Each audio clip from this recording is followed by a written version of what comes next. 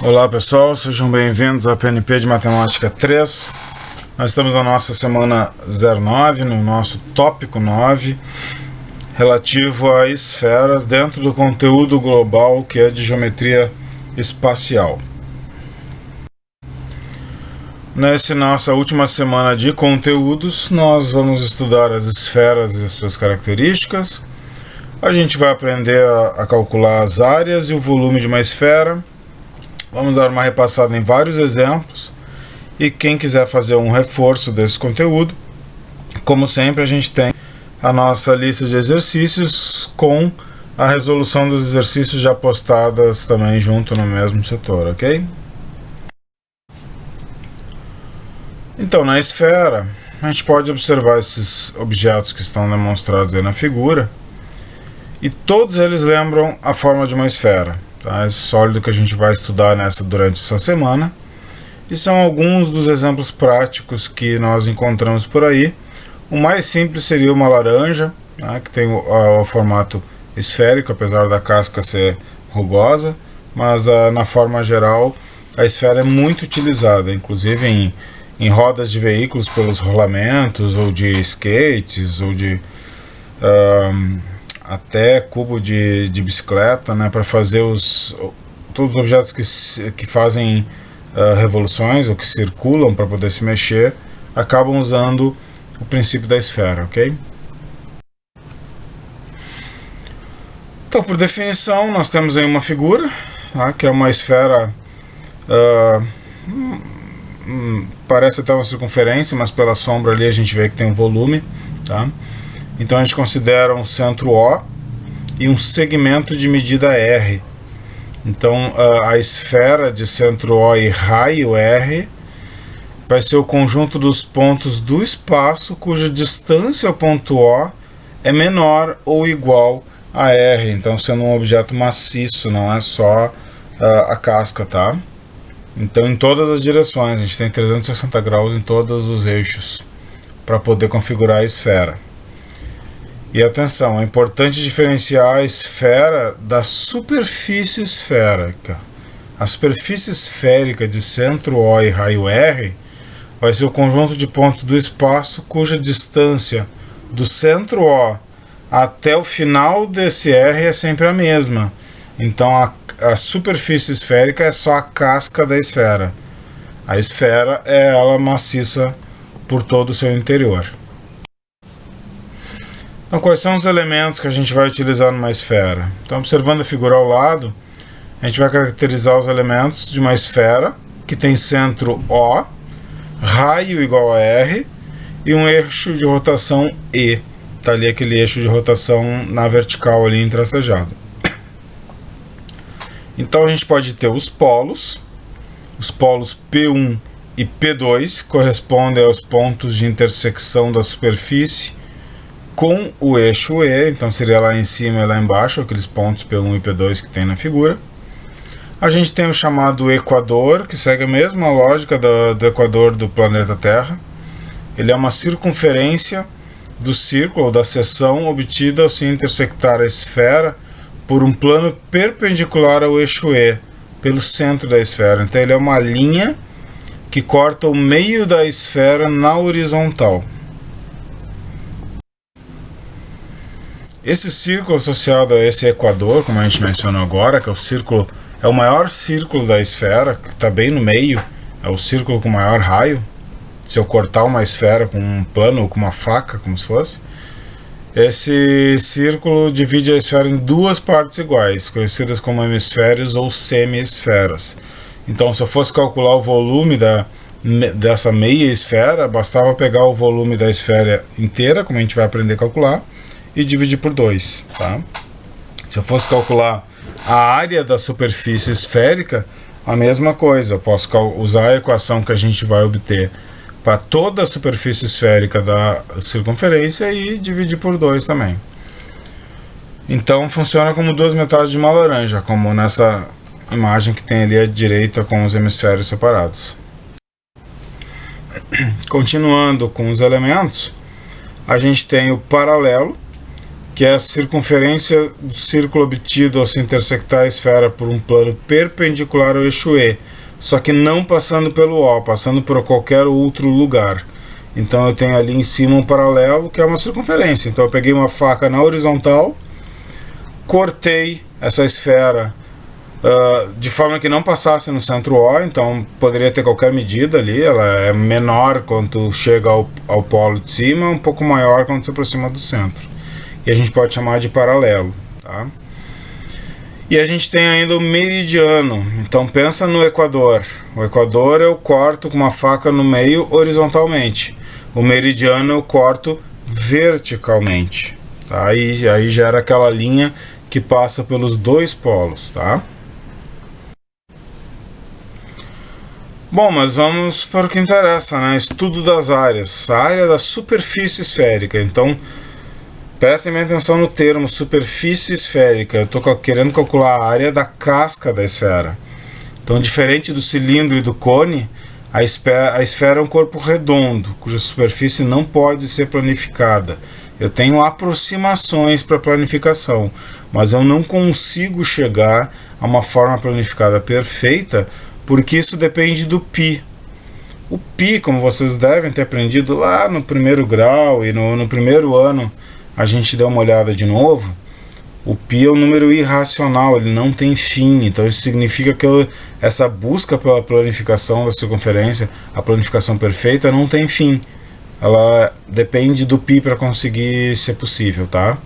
Então não é possível colocar a superfície de uma esfera em um plano, sem dobrar nem esticar ela, e isso alteraria o valor da área. Então a estimativa para o valor da área da superfície esférica pode ser calculada por essa equação. A área igual a 4π vezes o raio da esfera ao quadrado. O volume da esfera também é muito complicado de planificar ali, depende do π, se já pela equação a gente pode ver que depende do π, então ele vai ser um número irracional, tá? Em sala de aula a gente ainda vai fazer essa demonstração para vocês entenderem o que eu estou falando. Mas por enquanto a gente fica com a equação do volume da esfera, que pode ser obtida por 4 vezes π vezes o raio da esfera elevado a 3, ou ao cubo, tudo isso dividido por 3 partes, tá? Então assim a gente chega a alguns exemplos, tá? Como é que a gente pode aplicar essas equações e como é que a gente substitui os valores nas equações e sai dessas enrascadas aí. Então, exemplo A. Quantos litros de gás pode conter um reservatório industrial em formato esférico e com raio interno medindo 2 metros? Então, para calcular o volume dessa esfera, para saber quantos litros de gás, litro é uma unidade de volume, tá? Então, primeiro a gente vai calcular quanto em metros cúbicos eu tenho de volume e depois a gente chega à capacidade em litros, tá? Então, o volume tem a equação de 4π vezes o R na terceira sobre tudo dividido por 3. O R vale 2, eu substituo ali, fico com 2 elevado a 3. 2 elevado a 3 é 2 vezes 2 vezes 2, dá 8. 8 vezes aquele 4 que está na frente do π dá 32. Eu posso dividir o 32 por 3 e multiplicar por 3,14. Quando a gente não tem uma referência de qual o valor aproximado de π usar, a gente usa 3,14 para não ter um erro muito grande. Então, multiplicando 32 por esse 3,14 e dividindo por 3, vai dar 33,5 metros cúbicos. Fazendo as conversões de metro cúbico para litro, a gente vai multiplicar esse aí por 1000, esses 33,5, tá? Porque 1 metro cúbico tem os 1000 litros de gás, então multiplica e vai dar 33.500 litros de gás numa esfera cujo raio interno mede 2 metros, ok? Então uma aplicação direta da equação de volume e uma conversão para uma outra unidade de volume. Então uma questão típica de um vestibular, de um Enem, alguma coisa assim, que eu preciso usar uma equação matemática e ainda depois fazer uma conversão de dados, que seria o pega-ratão da questão. No exemplo B, a gente tem uma indústria que recebeu uma encomenda para a confecção de 5.000 bolinhas de ping-pong. As bolinhas de ping-pong são ocas, por isso que elas estouram, né? Muitas vezes. O plástico usado na confecção das bolinhas custa R$ 5,00 o metro quadrado. Se o diâmetro de uma bolinha é de 4 centímetros, qual é o custo mínimo da indústria com material para essa encomenda? Aqui cita, vamos usar 3,14 como aproximação de π. Então, o raio de cada bolinha mede 4 centímetros, está informado ali no exemplo. Desculpa, o raio não, o diâmetro. Então, para obter o raio, eu preciso dividir esse diâmetro por 2, porque sempre o diâmetro tem 2 vezes o raio. Então, a gente obtém um raio igual a 2 centímetros. Aí a gente vai calcular a área da superfície de uma bolinha, para depois poder calcular qual é a área necessária para 5.000 bolinhas, que é o pedido que eles obtiveram. Então, a área de uma superfície esférica é calculado por 4π vezes o raio ao quadrado. Se o raio é de 2 centímetros, então eu levo 2 ao quadrado, que dá 4, multiplico por aquele 4 ali da frente, que dá 16π centímetros quadrados. Mas eu não tenho como ir numa indústria comprar 16π centímetros quadrados, por isso que a gente transforma o π em 3,14, e se na lei do exercício ele informou para usar o 3,14 como π, é porque a gente vai precisar usar isso na questão, tá? Então 16 vezes π, que no caso é 3,14, dá 50,2 centímetros quadrados. Essa é a área se eu fosse tentar planificar a força essa bolinha de ping-pong, tá? Como eu preciso confeccionar 5.000 bolinhas para esse pedido, então eu vou multiplicar essa área por 5.000 e eu vou obter 251.000 centímetros quadrados, que se eu for passar para metro, eu tenho que cortar 4 casas ali para botar uma vírgula, tá? Como se faria lá no ensino fundamental. Então eu transformo para 25,1 metros quadrados. Essa é a minha necessidade de material, de plástico, tá? Como cada metro quadrado custa R$ 5,00, eu multiplico por esses 25,1 e vou obter R$ 125,50. Então esse é o custo mínimo da indústria com o material para essa encomenda, como se solicitava ali no exemplo. Vamos para o próximo. No exemplo C, a superfície de uma bolha de sabão de formato esférico tem 36π centímetros quadrados de área. Qual é o volume de ar contido nessa bolha? Bom, com base nessa informação, a gente pode encontrar a medida do raio, tá?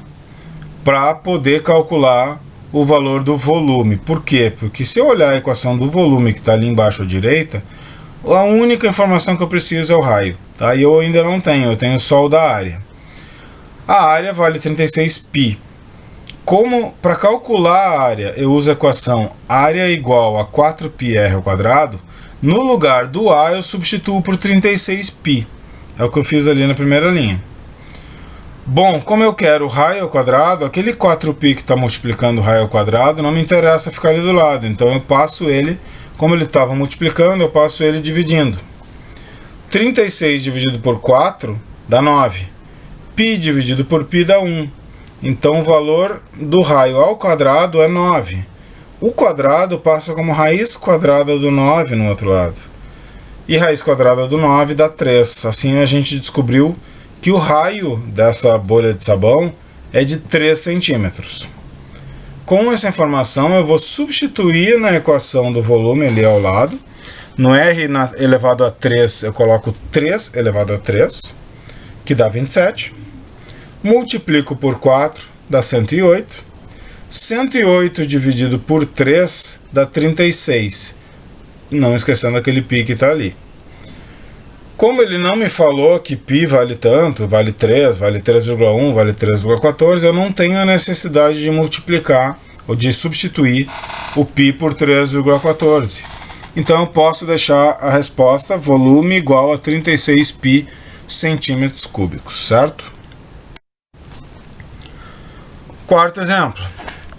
Se uma esfera tem 12 centímetros de diâmetro, qual é a área de sua superfície e qual é o seu volume? Bom, antes de mais nada, ele me informa o diâmetro. As duas equações, tanto de área quanto de volume de uma esfera, dependem de eu saber o valor do raio. Bom, se o diâmetro tem 12 centímetros, para achar o raio, eu divido esses 12 centímetros por 2 e obtenho um raio igual a 6 centímetros. Agora sim eu posso resolver todo o resto. A fórmula para a área da superfície é 4π vezes o raio ao quadrado. No lugar do r eu ponho 6. 6 ao quadrado dá 36 e multiplicado por aquele 4 da frente do π dá 144. Então eu vou ter que a área da superfície esférica é de 144 π centímetros quadrados. Caso eu queira sem o π, eu tiro o π e coloco 3,14, multiplico por esse 144 e vou obter a área dessa superfície esférica de 452,2 centímetros quadrados. O volume. A equação é 4πr na terceira sobre 3. O r continua valendo 6. Elevo a 3, dá 216. Vezes esse 4 da frente dá 864 π sobre 3. O 864 dividido por 3 dá 288 π centímetros cúbicos. Posso deixar assim, ou substituo o π por 3,14 e multiplico pelo 288. Vai me gerar a resposta 904,3 centímetros cúbicos. Como eu não coloquei na ordem do exercício, não apareceu que o π vale tanto, então eu posso optar por colocar minha resposta em π ou colocar minha resposta sem o π e trocando ele por 3,14. Tá bom?